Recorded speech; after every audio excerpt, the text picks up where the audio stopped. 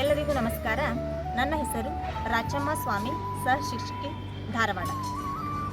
ಕರುನಾಡು ಸಾಹಿತ್ಯ ಪರಿಷತ್ತು ಜಿಲ್ಲಾ ಘಟಕ ವಿಜಯಪುರ, ತಾಲೂಕು ಘಟಕ ಕೋಲಾರ ಇವರು ಏರ್ಪಡಿಸಿದ ಸ್ವರಚಿತ ಚುಟುಕುಗಳ ವಾಚನ ಸ್ಪರ್ಧೆ. ಮೊದಲನೇ ಚುಟುಕು ಶೀರ್ಷಿಕೆ ಗುರು. ಸ್ಫೂರ್ತಿಯ ಸೆಲೆಯಾದರೂ ಸಾಧನೆಗೆ ದಾರಿದೀಪವಾದರು. ಸ್ಫೂರ್ತಿಯ ಸೆಲೆಯಾದರೂ ಸಾಧನೆಗೆ ದಾರಿದೀಪವಾದರು. ವ್ಯಕ್ತಿತ್ವ ವಿಕಸನಕ್ಕೆ ಅಡಿಗಲ್ಲು ಹಾಕಿದವರು ಅವರೇ ನಮ್ಮ ಗುರುವರರು. ವ್ಯಕ್ತಿತ್ವ ವಿಕಸನಕ್ಕೆ ಅಡಿಗಲ್ಲು ಹಾಕಿದವರು ಅವರೇ ನಮ್ಮ ಗುರುವರರು. ಎರಡನೇ ಚುಟುಕು ಶೀರ್ಷಿಕೆ ಮರ. ಸಕಲ ರೋಗಕ್ಕೂ ಅಡಗಿಹುದು ಮದ್ದು, ಕಾಳ ಕಾಂತಾರದಲ್ಲಿಹ ಕಾಂತಿ ಅರ್ಕನದ್ದು. ಸಕಲ ರೋಗಕ್ಕೂ ಅಡಗಿಹುದು ಮದ್ದು, ಕಾಳ ಕಾಂತಾರದಲ್ಲಿಹ ಕಾಂತಿ ಅರ್ಕನದ್ದು.